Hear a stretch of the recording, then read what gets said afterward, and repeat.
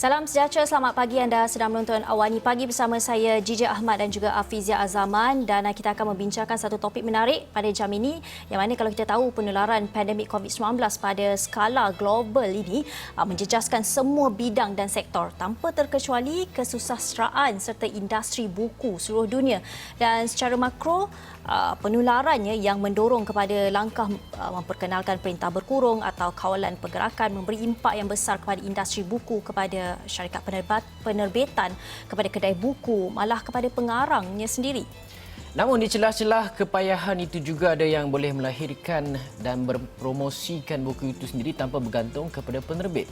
Dan ini topik yang akan kita bincangkan selama setengah jam ini, dan telah bersedia di talian Skype melalui topik ini ialah kita ada Dr. Azlina Ariah Abdullah. Beliau adalah penulis buku Pengembara Tanpa Pasport. Seorang lagi penulis, Azmi Ramli, melahirkan buku pertama Wasiat Buat Anak, Bersedia Melawan Jin. Dan kita juga ada Hafiz Latif, Ketua Pegawai Eksekutif Kuras Buku.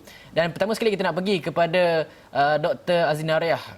Kita nak lihat apa antara cabaran, masalah, kekangan yang dihadapi apabila tulis, terbit, promosi buku semasa dalam perintah sekatan akibat COVID-19 ini. Fizi, selamat pagi. Saya untuk pada soalan tu saya jujur saja.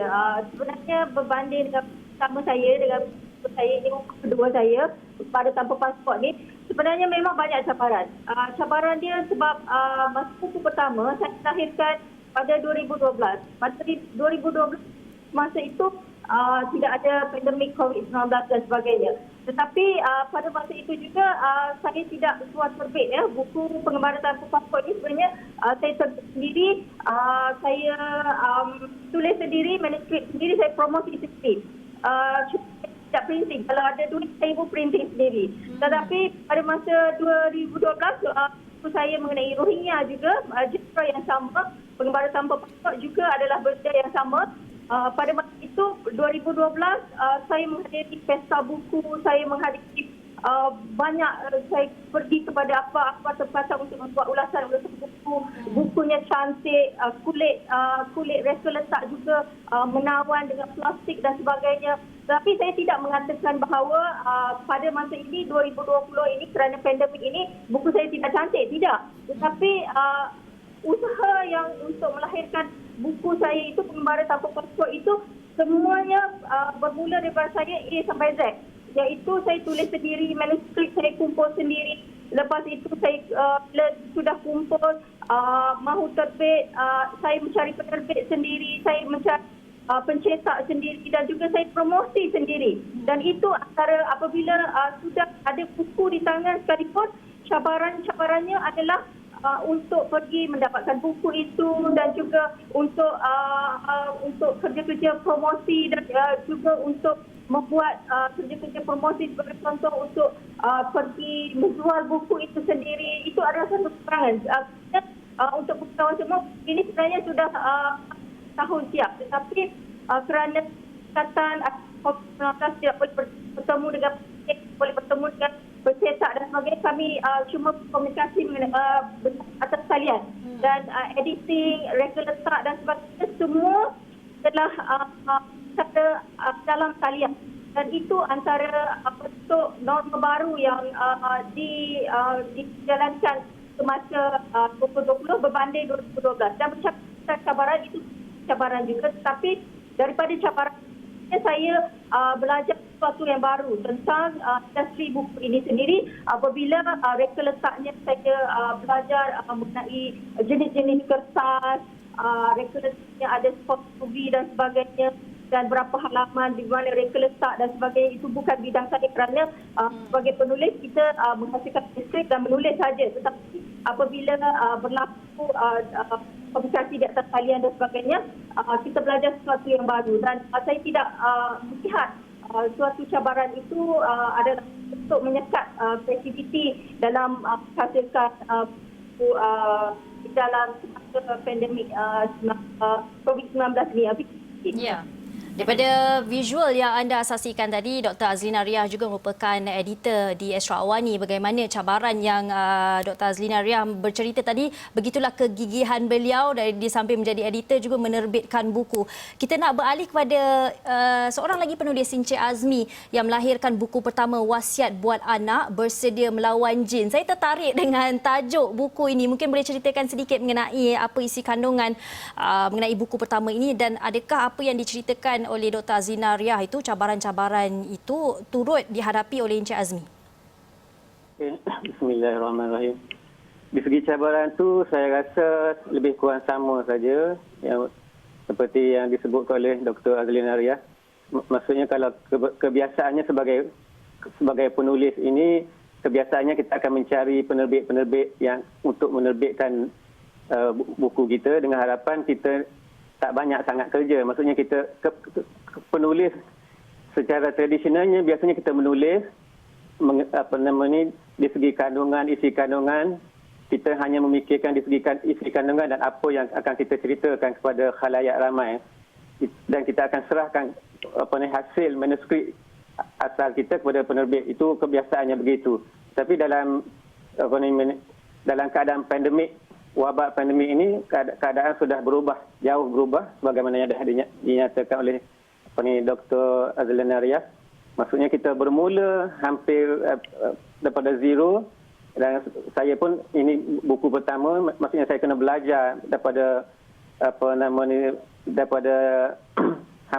daripada zero sehingga daripada menulisnya, kemudian kita kena mencari penerbit, pencetak, kemudian menghasilkan keseluruhan isi kandungan di segi layout, dan akhirnya untuk ia diterbitkan. Bercakap soal apa yang ditanya oleh Gigi berkenaan dengan tajuk Bersedia Melawan Jin, sebenarnya fokus utama saya untuk mendidik dan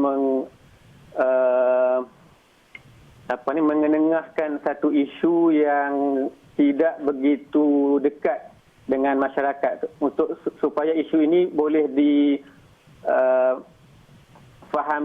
secara oleh semua golongan. Maksudnya kebiasaannya dalam masyarakat kita, isu jin ini hanya oleh golongan boleh difahami oleh golongan-golongan tertentu. So kebiasaannya kalau bila bercakap soal jin, soal rawatan Islam, so kita akan ramai masyarakat akan menjauhkan diri ataupun kurang mendekati isu-isu ini. So, dan ditambah dengan bahan-bahan bacaannya yang agak kurang dalam bidang ini. Jadi fokus utamanya itu. Maksudnya saya cuba menghasilkan satu buku yang boleh difahami oleh semua masyarakat, terutama sekali tujuan utama kita ialah untuk mendidik daripada daripada generasi bawahan, maksudnya daripada pelajar sekolah sehinggalah ke peringkat dewasa. So cabarannya menggarap satu isu agak besar, satu isu yang kurang diberi perhatian ataupun dipandang agak berat lah pada saya. Kalau boleh bersetuju, Gigi boleh bersetuju dengan saya, mungkin satu isu yang agak berat soal isu jin, tapi saya cuba mempersembahkannya dalam supaya ia boleh difahami oleh semua golongan. Jadi insya-Allah kalau pembaca-pembaca yang dah baca tu kebanyakannya boleh faham, dan dapat feedback yang kita dapat, alhamdulillah setakat ini satu komen-komen yang baiklah untuk saya, memberi semangat untuk kita menambah baik dalam buku-buku yang akan datang. Dan kita juga bersama dengan Ketua Pegawai Eksekutif Kuras Buku, Hafiz Latif. Hafiz, kalau kita nak melihat semasa pandemik COVID-19 ni, apa antara perkara utama dikongsikan penerbit kepada penulis? Apa janji, apa jaminannya? Okey, pertama sekali terima kasih Hafizi dan juga Gigi kerana sudi menjemput saya ke Astro Awani pada pagi ini. Bercakap soal apakah janji yang diberikan oleh penerbit kepada penulis di fasa wabak COVID-19 ini, sebenarnya tidak terlalu banyak janji yang kita boleh berikan kepada penulis, terutamanya apabila kita harus melihat kepada fasa survival itu sendiri. Jadi dalam contoh, kalau katalah sebagai seorang penerbit misalnya, kita melihat bahawa kalau 1 tahun sepanjang 2020, katalah kita punya perancangan untuk menerbitkan judul mungkin sekitar 20 judul misalnya. Tetapi mungkin atas faktor kekangan kewangan dan juga beberapa keutamaan yang harus diberikan perhatian lebih dahulu, jadi mungkin judulnya sudah lebih berkurang. Mungkin akan menjadi sekitar 10 judul saja misalnya. Jadi daripada situlah sebenarnya tidak dapat memungkinkan kita untuk menerbitkan jumlah yang lebih banyak, maka kita terpaksa memilih ataupun menjadi lebih selektif untuk melihat judul dan juga penulis mana yang perlu kita tekankan untuk kita terbitkan karya tersebut. Namun begitu, Hafizi dan juga Gigi, apa yang saya kagum juga dalam beberapa tahun kebelakangan ini, ramai penerbit ataupun ramai penulis yang telah pun melakukan aktiviti ataupun penerbitan secara suara terbit begini. Dan saya nak ucapkan tahniah juga kepada Encik Azmi dan juga Dr. Azlin Nariah kerana menerbitkan Bersedia Melawan Jin dan juga Pengembara Tanpa Pasport atas kapasiti sendiri. Maksudnya apabila suara terbit itu atas kapasiti sendiri dan tidak lagi melalui rumah penerbitan secara konvensionalnya. Jadi di sini sebenarnya bagaimana kita sebenarnya bermain dengan situasi semasa, dan itu membuatkan kita harus lebih bersedia untuk beradaptasi dan melawan arus untuk terus maju ke depan. Itu yang saya fikir sebagai seorang penerbit, kita menerbitkan karya, terus menerbitkan karya, tapi dalam masa yang sama kita juga harus berusaha untuk saling menyokong juga penulis-penulis yang juga menerbitkan karya sendiri. Jadi ini adalah sinergi antara penerbit dan juga penulis yang saya fikir adalah memainkan peranan yang besar dalam usaha untuk meneruskan jumlah-jumlah buku yang masih wujud di dunia walaupun pandemik COVID-19 sedang berleluasa kepada semua Hafiz, kita yang ada di dunia ini. Hafiz, Ya, saya. kita nak lihat juga adakah penerbit dan pencetak seperti Hafiz ini sangat memilih manuskrip yang nak diterbitkan ketika berhadapan dengan pandemik ini? Mungkin mahu manuskrip tentang COVID ke semata-mata, ataupun boleh random saja, tak menerima, tidak pedulikan genre novel atau sebagainya? Baik, okey. Terima kasih Gigi untuk soalan itu. Seperti yang saya maklumkan tadi juga, setiap rumah penerbitan dia dah ada gaya rumah penerbitan dia sendiri, Gigi. Jadi kalau misalnya, kalau tadi Gigi kata sekarang ni isu semasa adalah tentang COVID-19. Mungkin ada rumah penerbitan tertentu yang memang mencari manuskrip seperti itu. Jadi mungkin penulis boleh cuba menghantar manuskrip kepada mereka, dan insya-Allah kalau kena dengan gaya rumah penerbitan tersebut, dan manuskrip itu akan diterbitkan. Cuma kalau kita tidak boleh ambil pukul rata kepada semua penerbit lah, sebab setiap penerbit seperti yang saya maklumkan tadi ada gaya rumah penerbitannya sendiri. Kalau hantar ke kami misalnya, ke Legacy Sohat, memang kita tidak akan ada menerima manuskrip yang seperti isu semasa seperti itulah. Tetapi kalau di Kuras Buku, yang mana kami menyediakan khidmat untuk penerbitan dan juga percetakan kepada kebanyakan penulis-penulis yang suara terbit, mereka ada isu semasa yang mereka mahu ketengahkan, dan kita akan bantu untuk menerbitkan karya mereka dengan memberikan khidmat suntingan, mereka letak, mereka bentuk sampul kulit, percetakan dan sebagainya lah, daripada A sampai Z, seperti apa juga yang berkatakan oleh Dr. Azlin Nariah dan juga Cik Azmi tadi. Okey, baik. Sebenarnya banyak lagi kita nak bincangkan penerbitan buku ketika era pandemik COVID-19 ini, tapi kita nak berhenti dulu, rehat seketika. Kembali selepas.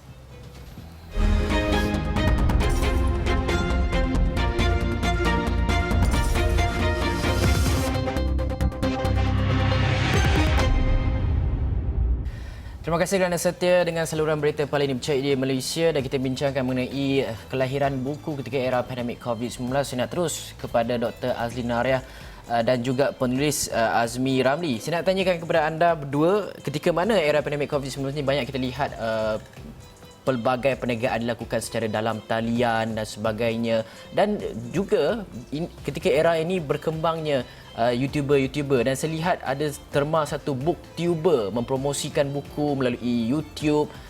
Seorang individu menceritakan kandungan buku itu secara di YouTube dan sebagainya. Adakah kaedah-kaedah promosi ini juga sekarang ini diguna pakai secara meluas dalam kita melahirkan gaya perniagaan yang baru untuk mempromosikan buku agar ia bukan saja dapat menarik minat pembaca dan sebagainya, tapi juga merangkumi memahamkan lagi apa yang cuba diceritakan di sebalik buku yang dilahirkan itu. Kita pergi kepada Dr. Azlin Nariah dulu. Terima kasih. Sebenarnya menjual buku di dalam talian itu adalah satu hal. Tetapi membuat promosi buku itu sendiri di dalam talian itu adalah satu hal yang lain pula. Kerana saya melihat selain daripada manuskrip yang baik, sampul yang membingkai dan sebagainya, satu hal yang kurang diberi perhatian ialah tentang membuat ulasan buku. Tentang membuat ulasan buku di mana buku ini antara kandungannya lebih baik untuk menjual buku itu sendiri. Dan saya lihat di negara ini sebenarnya, minta maaf ya, tidak banyak penerbit yang melihat ulasan buku ini sebagai satu bentuk promosi kepada hasil buku yang dihasilkan itu. Tetapi di sebalik itu, walaupun kerana apabila kita memilih untuk suatu terbit, kerja-kerja yang dilakukan oleh penerbit itu jatuh di tangan ataupun jatuh sebagai tanggungjawab penulis itu sendiri. Jadi penulis menjual buku di dalam talian dan juga penulis mempromosi buku di dalam talian. Jadi dalam hal ini apa yang Hafizi katakan tadi adalah satu bentuk gaya, satu bentuk promosi, bukan gaya yang lama. Kerana kalau gaya lama kita lebih pergi kepada akhbar-akhbar untuk membuat ulasan dan sebagainya, dan ada di antara wartawan, rasa-rasa wartawan dan sebagainya datang untuk membuat resensi ataupun membuat ulasan buku, review buku. Kerana pada suatu ketika dulu apabila saya bekerja di Utusan Malaysia, tugas saya adalah mencari buku-buku baru, sama ada buku ilmiah, novel dan sebagainya, untuk membuat ulasan buku itu sendiri untuk tujuan promosi. Tetapi itu terikat dengan gaya lama, membuat ulasan di akhbar atau majalah dan sebagainya, itu adalah terikat gaya lama. Tetapi di ketika digital era ini, satu gaya baru sebagaimana yang Hafizi katakan tadi, membuat promosi di YouTube, di Facebook dan sebagainya, itu adalah satu gaya baru yang mungkin boleh dipikirkan kepada penulis-penulis untuk menjual buku mereka. Sebagai contoh, mungkin Hafiz lebih mengetahui kerana Hafiz adalah pemimpin kepada komuniti booktuber misalnya. Ini adalah satu medium baru promosi yang boleh digunakan oleh penulis untuk menjual hasil mereka. Kerana saya melihat pengalaman saya sendiri, apabila saya membuat promosi di Facebook dan sebagainya, hasilnya itu adalah sesuatu yang agak luar biasa. Kerana saya membandingkan dengan gaya yang lama dan gaya yang baru, hasil mereka yang lebih mengetahui mengenai apa yang dihasilkan itu adalah lebih memberangsangkan berbanding tidak menghibahkannya di media-media gaya baru ini, Hafizi. Adakah pandangan yang sama turut dikongsikan oleh Azmi Ramli? Saya bersetuju dengan Dr. Azli Nariah. Maksudnya kita dalam gaya lama, kita cara menjual itu kita akan mengikut cara baru, dalam norma baru. Mungkin kalau dalam cara lama kita akan bergerak ke tempat-tempat yang strategik, macam dalam contoh saya misalnya, kita dah merancang selepas buku diterbitkan, kita dah merancangkan ke sekolah contohnya, akan menemui pihak-pihak yang berkenaan, akan ke tempat-tempat syarikat-syarikat tertentu misalnya untuk mempromosi dan menjual kalau jika ada diberi peluang. Itu perancangan itu, maksudnya itulah cara lama yang insya-Allah kita akan lakukan, tapi kita buat maksudnya kita tangguhkan dulu. Kita akan mengikut norma baru yang sebagaimana Dr. Azrana Riah bagi tahu, norma baru kita lebih kepada penjualan secara online, seperti yang Hafizi cakap, sebagai YouTuber. Jadi mana-mana penjual, mana-mana penulis yang tidak biasa, mungkin seperti saya contohnya sebelum ni tidak pernah menggunakan YouTube contohnya, jadi kita pun terpaksa, maksudnya untuk kena seiring dengan cara-cara yang semasa. Jadi kita kena belajar promosi di YouTube, belajar secara online, dan satu lagi yang saya nampak cabaran utama untuk penulis yang baru berjinak-jinak untuk menulis, terutama sekali macam dari contoh saya, kita yang tak pernah menulis, pertama kali nak menulis, nama ni sangat penting. Maksudnya kita yang tak pernah dikenali, satu cabaran yang besar. Mungkin sebelum ni siapa berbanding dengan Dr. Azlin Nariah, mungkin orang kenal, ya. Seantara Malaysia, tapi kalau Azmi Ramli, siapalah Azmi Ramli, itu cabaran-cabaran untuk penulis baru. Tapi kita kena mula untuk siapa-siapa yang nak menulis, jangan itu kita jadikan satu cabaran. Kita menggunakan kemudahan-kemudahan secara jualan-jualan di online untuk kita memperkenalkan diri. Mungkin orang tak kenal siapa kita, tapi kita mesti bermula. Maksudnya kita daripada situlah sedikit-sedikit kita kena belajar. So saya pun banyak yang belajar promosi di laman-laman sosial. Ya, Fizi. Ya, Hafiz, melihat daripada apa yang mereka luahkan tadi, cabaran dan juga bagaimana mereka perlu beradaptasi dengan norma baharu ketika ini dalam mempromosikan buku masing-masing. Boleh tak Hafiz mungkin bawakan senario sebenar industri buku dan penerbitan secara keseluruhannya? Kerana kita sepanjang setahun kita berhadapan dengan COVID-19 ini. Kerana seperti yang dikatakan oleh Encik Azmi tadi, beliau bermula pada zero dan dalam masa yang sama antara cabaran paling besar adalah nak membawa nama beliau dikenali, dipersadar pembaca-pembaca di kalangan pembaca khususnya, dan bagaimana dengan pendekatan ataupun secara keseluruhan senario industri ketika ini dan strateginya. Terus strategi sekali Hafizi. Ya. Baik, okey. Hafizi dan Gigi, kalau mungkin saya boleh berkongsi dengan audiens pada hari ini, buku pada saya tak boleh mati sebagai sebuah buku saja.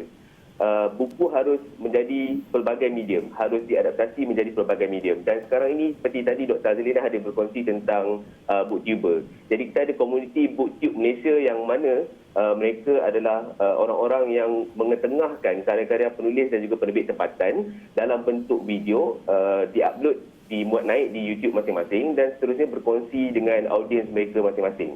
Itu antara hal yang saya fikir adalah paling baik digunakan ketika ini kerana masing-masing masih lagi menggunakan medium YouTube untuk menyampaikan bahan bacaan mereka. Dan ada satu lagi saya maklumkan tentang audio siar ataupun mungkin lebih ramai mengenalinya sebagai podcast.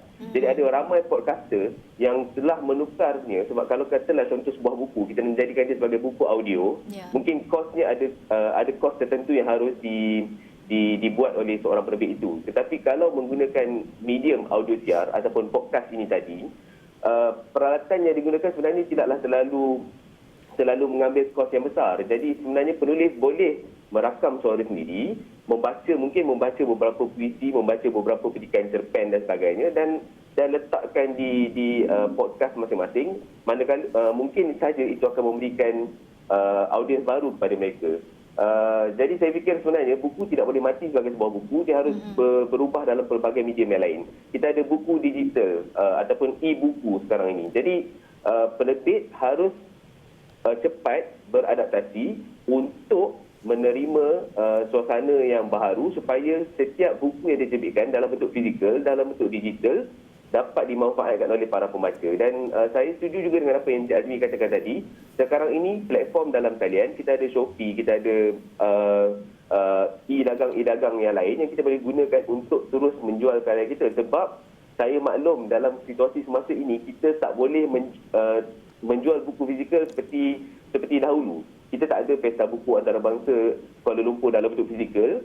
Kita tak ada pesta-pesta buku yang biasanya kita buat sepanjang tahun. Tetapi apa yang boleh kita buat adalah kita harus melihat suasana baharu yang mana kita lebih menggalakkan orang untuk membuat belian dalam bentuk talian. Jadi itu sebenarnya yang saya fikir sebenarnya Hafizi dan Gigi sangat membantu dan ini sebenarnya adalah peluang yang sangat baik untuk setiap penulis dan juga penerbit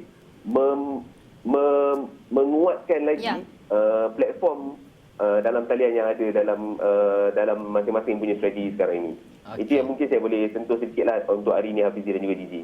Okey, kita pun sebenarnya tak banyak masa tapi saya nak beri peluang kepada Dr. Azlina Nariah secara ringkasnya apa perjalanan ataupun apa strategi untuk memastikan bahawa masyarakat kita pandai, penulis juga cabaran-cabaran yang dihadapi itu dapat ditangani dengan baik. Apa hala tuju selepas ini untuk industri buku dalam negara kita ini? Secara ringkas Dr. Azinara. Hafizi, terima kasih kerana Hafizi dan Cik telah membeli buku Pengembara Tanpa Pasport dan terus junjung tinggi kemanusiaan kerana ini adalah isu kemanusiaan. Tapi yang sebenarnya pada lapis tertentu buku itu sebenarnya perlu dipromosi. Buku itu adalah wadah kepada maklumat dan seharusnya ia perlu dipromosi untuk diketahui, dan bentuk promosi itu sendiri saya apabila memilih untuk suatu terbit perlu mencari jalan untuk promosikan, untuk menyampaikan maklumat itu supaya ia disebarluaskan, tidak kira apa saja isu. Seperti mana yang Hafiz katakan, buku itu tidak seharusnya mati sebagai buku itu, ia harus disebarluaskan, dan buku Pengembara Tanpa Pasport ini adalah satu bentuk sebar luas maklumat untuk kepada mereka supaya lebih memahami apa yang penulis mahu sampaikan kepada semua. Hafizi. Ya. Baik, Azmi, mungkin secara ringkasnya. Secara ringkas, saya dalam isu penulis ini satu isu yang kita mungkin kebanyakan penulis yang terasa sesuatu yang nak kita perkuatkan ialah persatuan ataupun grup-grup penulis yang mungkin Cik Hafiz dan Dr. Azinara juga bersetuju dengan saya bahawa di segi penulis ini, buat kebanyakan penulis kita bergerak secara sendirian ataupun dengan grup-grup tertentu saja. Kita tidak ada satu persatuan, minta maaf, kita ada persatuan penulis, tetapi kita kalau boleh persatuan itu diperkuatkan lagi, digembelingkan untuk agar penulis, semua penulis, terutama sekali penulis-penulis baru akan merasa lebih bermotivasi untuk menulis, dan kita mendapat sokongan tertentu yang terbaik daripada semua. Terima kasih banyak kepada Encik Azmi Ramli, Dr. Azinara dan juga Hafiz Latif atas perkongsian berkenaan dengan lahirnya buku ketika pandemik COVID-19. Sekian daripada kami, saya Hafiz Azaman dan juga Gigi Ahmad. Assalamualaikum warahmatullahi wabarakatuh.